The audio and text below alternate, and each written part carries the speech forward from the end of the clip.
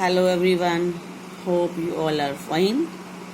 बेटा हम पढ़ रहे हैं माइक्रो इकोनॉमिक्स का chapter 3, that is consumers equilibrium and marginal and utility analysis. तो यूटिलिटी क्या होती है? सेटिस्फाइंग पावर और quality of a commodity is called utility.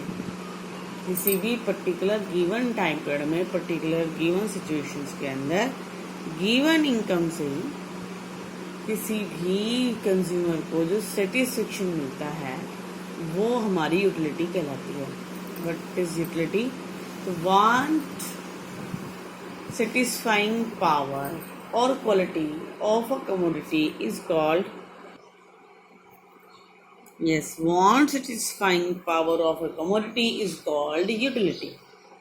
किसी भी कमोडिटी की जो वांट सेटिस्फाइंग पावर है बेटा, उसको हम यूटिलिटी कहते हैं। अब हमने फीचर्स पढ़े थे यूटिलिटी के। Utility is subjective, utility is independent from morality, utility depends on circumstances. तो यूटिलिटी जो है वो सर्कमस्टांसेस के ऊपर डिपेंड करती है। ये सब हमने पढ़ा था। फिर बेटा हमने पढ़ा था फीचर्स, टाइप्स और approach, cardinal approach and ordinal approach. Cardinal approach क्या कहती है बेटा? किसमें ये दी है? फर्स्ट ऑफ ऑल, वैसे तो बहुत सारे जो इकोनॉमिस्ट हैं उन्होंने इसको दिया, लेकिन हम बेसिकली मानते हैं दैट इज मार्शल्स अप्रोच। ये जो कार्डिनल अप्रोच है इसे हम मार्शल अप्रोच कहते हैं। मार्शल ने इसको दिया था।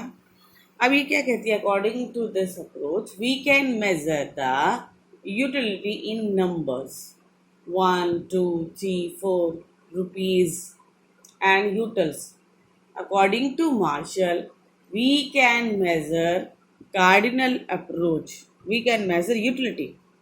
कार्डिनल अप्रोच कहती है कि हम यूटिलिटी को मेज़र कर सकते हैं। कैसे मेज़र कर सकते हैं?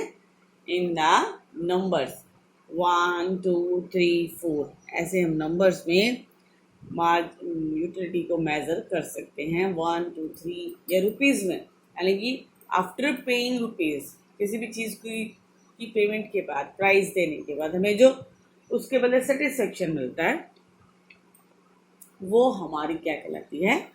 यूटिलिटी या कार्डिनल यूटिलिटी कहलाती है। ठीक है। अब हिक्स कहते हैं नहीं, ऐसा नहीं होता। हिक्स ने ऑर्डिनल अप्रोच दी। हिक्स कहते हैं no, it is not possible. आप सेटिस्फेक्शन को काउंट नहीं कर सकते 1, 2, 3, 4। Satisfaction can be measured on the basis of rank.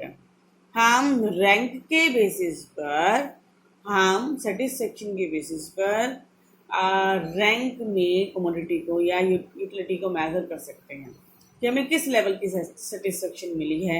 उसके बेस पर हम यूटिलिटी को मेजर कर सकते हैं और इसे हिक्स अप्रोच भी कहा जाता है।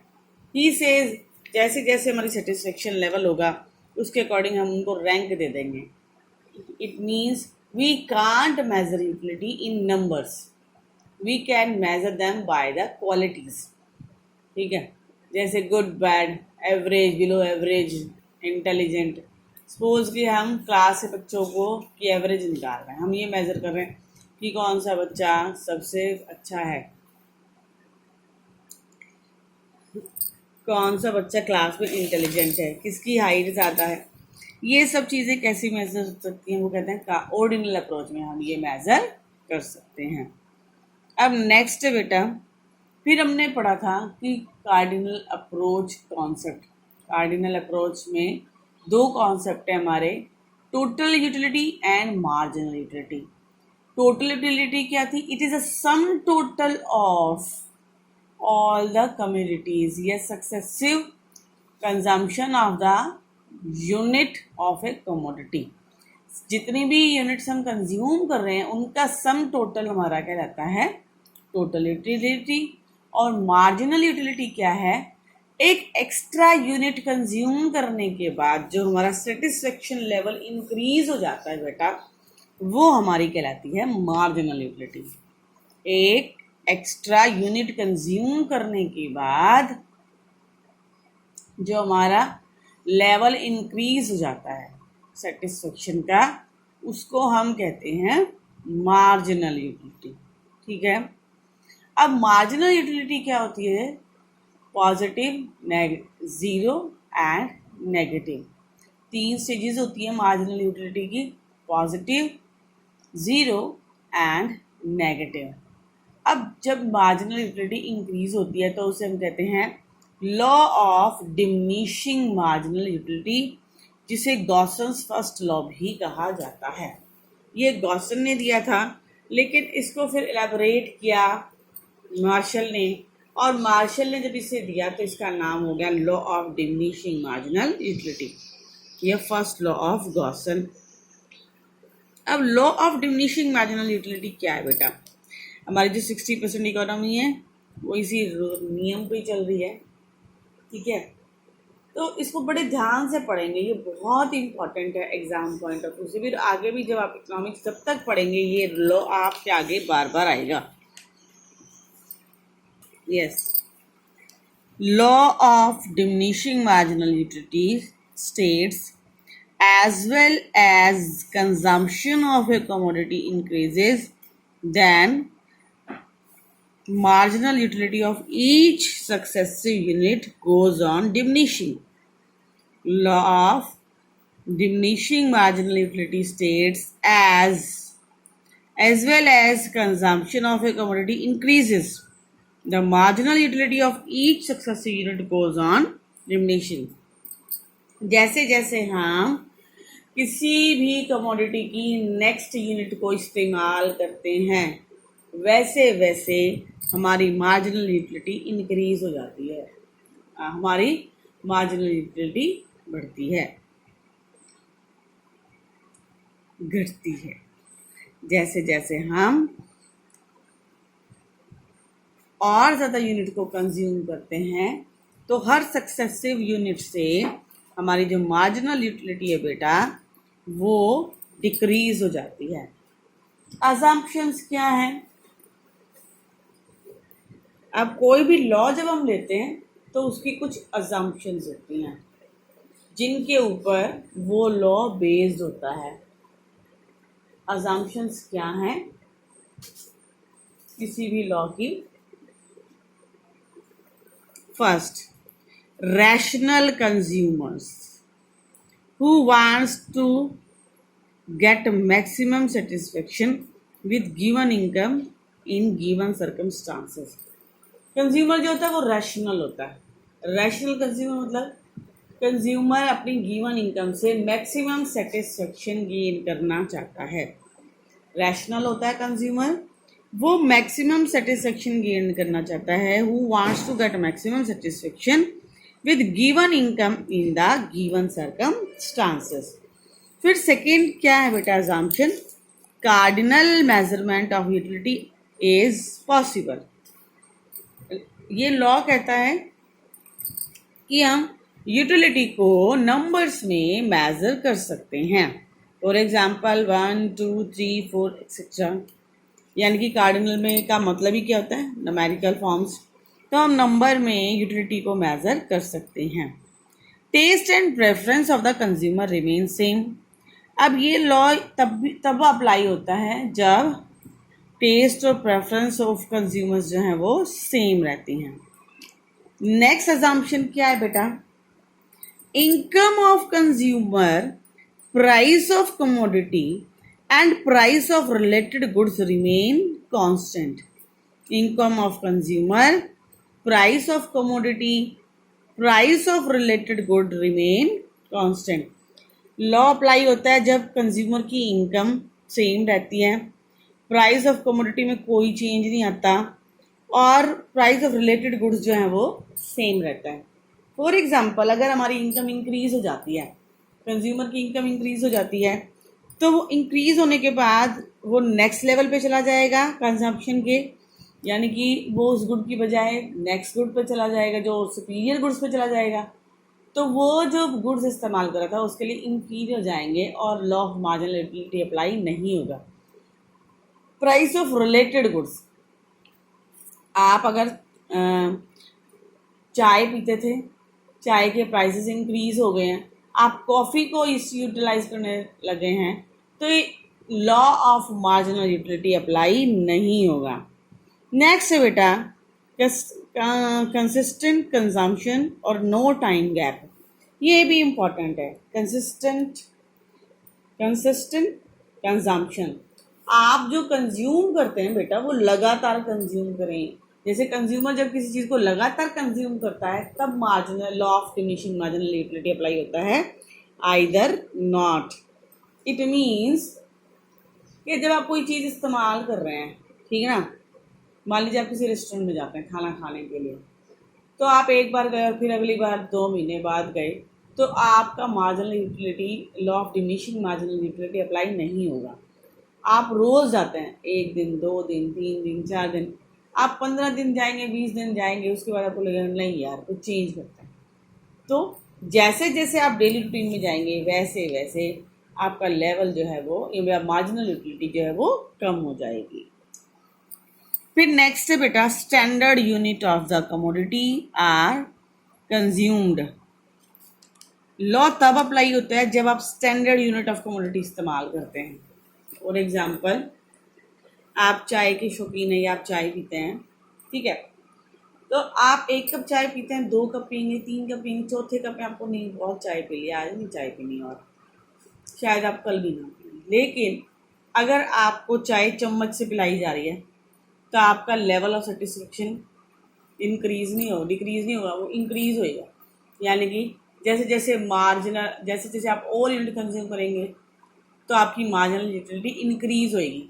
आपके मुंह में कोई चम्मच से चाय डाल रहा है तो आपकी मार्जिनल यूटिलिटी इंक्रीज होएगी, डिक्रीज नहीं होगी। तो इसमें इट मीन्स हम स्टैंडर्ड यूनिट का इस्तेमाल करें, 1 कप, अ ग्लास, ठीक है। इंडिपेंडेंट यूटिलिटी का मतलब इंडिपेंडेंट हो, किसी दूसरी चीज़ का इफेक्ट उसके ऊपर ना आए। अब explanation of law.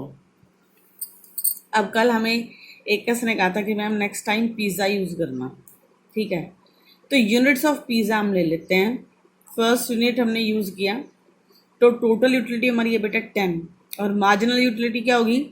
Marginal utility is equal to total utility minus 10 utility 9 n minus 1, total utility of n minus 1।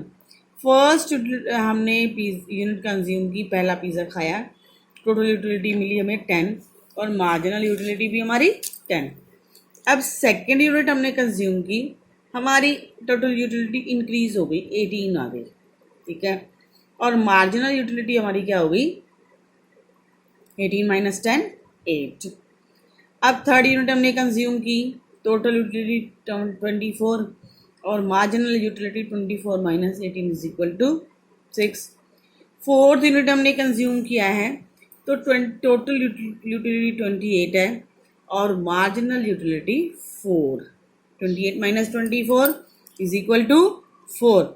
Fifth unit आपने कंज्यूम किया, टोटल यूटिलिटी होगी आपकी 30 और marginal utility 30 minus 28 is equal to 2। ये देखिए, पहले हमारी टोटल यूटिलिटी इंक्रीज हुई है, मार्जिनल यूटिलिटी इंक्रीज हुई है। जैसे जैसे हमने नेक्स्ट यूनिट कंज्यूम किया है हमारी टोटल यूटिलिटी इंक्रीज होती जा रही है, 10 से 18, 18 से 24, 24 से 28, 28 से 30, 30। अब 6 यूनिट जब हम कंज्यूम करते हैं बेटा तो हमारी टोटल यूटिलिटी 30 होती है, ठीक है, क्योंकि हम काफ़ी खा चुके हैं। अब हमारी यूटिलिटी जो है वो बस, अब हम और नहीं खा सकते। मार्जिनल यूटिलिटी हमारी क्या होगी? 30 माइनस 30 0। अब हम नेक्स्ट यूनिट पे आ जाते हैं, तो 7th यूनिट जब हम कंज्यूम करते हैं तो टोटल यूटिलिटी हमारी है 28 और मार्जिनल यूटिलिटी है भाई बेटा हमारी 28 माइनस 30 इज इक्वल टू -2। अब जब टोटल मार्जिनल यूटिलिटी हमारी 0 हो जाती है तो ये हमारा पॉइंट ऑफ सैचुरेशन है, ठीक है, यानी कि ये वो पॉइंट है जब हमारी मार्जिनल यूटिलिटी इसके बाद डिक्रीज होना शुरू हो जाएगी। अब बेटा इसको हम शेड्यूल अभी हमने कर लिया, हम कर्व से देखते हैं इसको, ठीक है। देखिए, एक्स एक्सिस पे हमने लिया है यूनिट्स को और वाई एक्सिस पे हमने लिया है टोटल यूटिलिटी और मार्जिनल यूटिलिटी को। ठीक है बेटा, जब हमने फर्स्ट यूनिट कंज्यूम किया था तो टोटल यूटिलिटी हमारी है 10, सेकेंड यूनिट कंज्यूम किया तो टोटल यूटिलिटी है 18, थर्ड यूनिट कंज्यूम किया तो टोटल यूटिलिटी है 24, फोर्थ यूनिट कंज्यूम किया तो टी यू होगी हमारी 28, फिफ्थ यूनिट पे टी यू है हमारी 30, सिक्स यूनिट पे टी यू हमारी 30 और सेवन्थ यूनिट पे ये गिर जाती है 28। अब हम देखते हैं मार्जिनल यूटिलिटी कर्व। जब हमने फर्स्ट यूनिट कंज्यूम किया तो मार्जिनल यूटिलिटी थी बेटा हमारी 10, सेकेंड यूनिट कंज्यूम किया तो मार्जिनल यूटिलिटी 8, थर्ड यूनिट पे 6, फोर्थ यूनिट पे 4, फिफ्थ यूनिट पे 2, सिक्स यूनिट पे 0 और सेवन्थ यूनिट पे माइनस नेगेटिव। ठीक है, अब देखिए, अब पहले हमारी टोटल यूटिलिटी इंक्रीज हो रही है बेटा, फिर एक सैचुरेशन पॉइंट आया जहां पर ये हमारी 0 या मैक्सिमम हो गई। ठीक है, अब ये देखिए नीचे हम इस पॉइंट को मिला देते हैं। जब हमारी टोटल यूटिलिटी मैक्सिमम है बेटा तो मार्जिनल यूटिलिटी हमारी 0 है, और जब टोटल यूटिलिटी डिक्रीज हो रही है तो बेटा मार्जिनल यूटिलिटी हमारी नेगेटिव में आ गई है। सेवन्थ पॉइंट पे देखिए ये -2 हो गई है। क्लियर है, क्योंकि हमने इसे माइनस शो करना है तो हम y बार भी लेंगे, y डैश भी लेंगे, क्योंकि 0 से ऊपर भी लेंगे, 0 से नीचे भी लेंगे। अब इस कर्व को देखिए तो आपको क्लियर हो जाएगा कि जैसे जैसे ऊपर जा रहे हैं तो टोटल यूटिलिटी इंक्रीज हो रहा है, लेकिन घटती दर से, पहले 8, फिर 6, फिर 4, फिर 2, और जैसे जैसे नीचे आ रहे हैं तो हमारी मार्जिनल यूटिलिटी इंक्रीज होते हुए घटती जा रही है। पहले 8, फिर 6, फिर 4, फिर 2, फिर 0।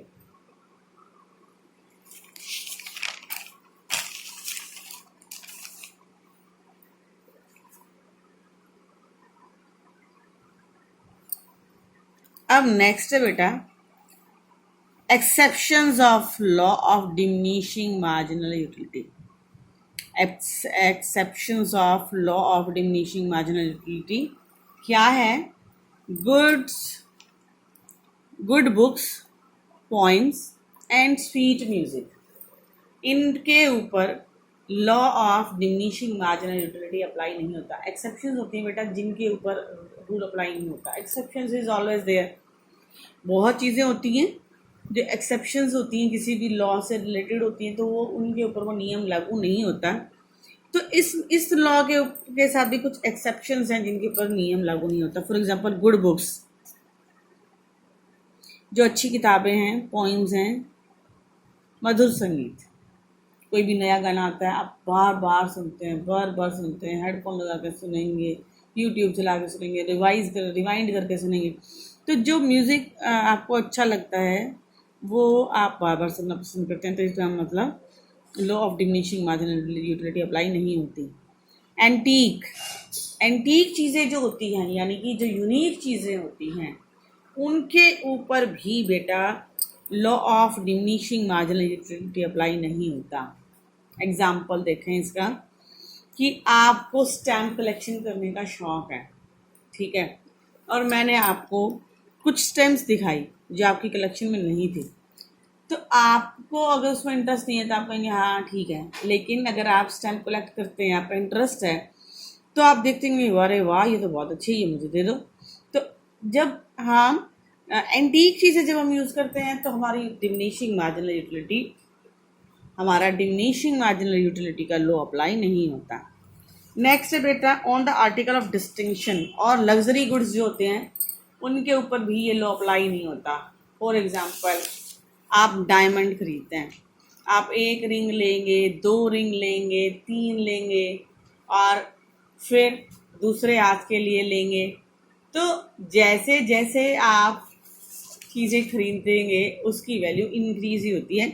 हम कोई भी जो जिसको ज्वेलरी का शौक़ है वो उसके ऊपर ये रूल अप्लाई नहीं होगा। उसको वो शौक़ है तो वो और ख़रीदेगा ही ख़रीदेगा। अब नॉर्मल कंज्यूमर्स, जो सन की कंज्यूमर्स होते हैं ना, उनके ऊपर भी ये रूल अप्लाई नहीं होता। आप देखें पार्क के अंदर आप जाएं सुबह, जो लाफ्टर क्लब वाले लोग होते हैं सुबह हाँ हाँ हाँ हाँ हाँ हाँ, वो डेली इस तरह से करते हैं। लेकिन डेली करने के बावजूद भी ये नहीं है कि भाई वो थक गए हैं करते करते, वो डेली इस एक्सरसाइज को करते ही हैं। ये पार्ट ऑफ लाइफ हो गया है। इनिशियल यूनिट्स, जो इनिशियल यूनिट्स होती हैं उनके ऊपर भी law of diminishing marginal utility apply नहीं होता। ड्रंकर्ड्स, शराबियों के ऊपर ये रूल अप्लाई नहीं होता, क्योंकि वो जितनी ज़्यादा पीते हैं उतना ही ज़्यादा उनका सेटिस्फेक्शन लेवल इंक्रीज होता है। मनी या कंजूस के ऊपर बेटा law of diminishing marginal utility apply नहीं होता। आप जितना पैसा कमाते हैं उतनी ही ज़्यादा पैसे की भूख हमारी बढ़ती ही जाती है, ज़्यादा से ज़्यादा और ज़्यादा और ज़्यादा और ज़्यादा। तो मनी एक ऐसा फैक्टर है जिसके ऊपर law of diminishing marginal utility apply नहीं होता, या कंजूस के ऊपर भी ये रूल अप्लाई नहीं होता।